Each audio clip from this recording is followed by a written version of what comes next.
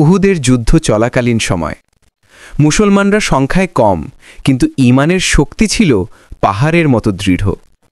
শত্রুপক্ষের এক বিশাল দেহী যোদ্ধা মুসলমানদের চ্যালেঞ্জ ছুড়ে বলল, কেউ আছে আমার সঙ্গে লড়াই করার মতো?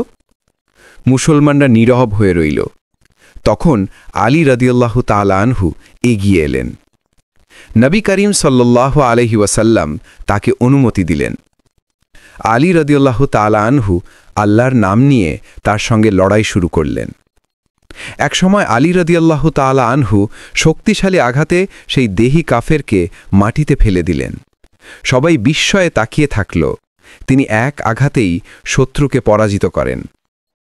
নবী করিম সাল্লাল্লাহু আলাইহি ওয়াসাল্লাম তখন আনন্দ ভরে বলেছিলেন, আলীর এক আঘাত বদরের দিনে মানবজাতি ও জিনের সব ইবাদাতের চেয়ে উত্তম। এই সাহসী ঘটনা প্রমাণ করে আলী শুধু তরবারির যোদ্ধা নন, বরং ঈমানের এক অবিচল বীর ছিলেন। আল্লাহ তাআলা হযরত আলী রাদিয়াল্লাহু তাআলা আনহু এর মতো যেন ইসলামের জন্য আমাদের এক বীর যোদ্ধা বানান। আমিন।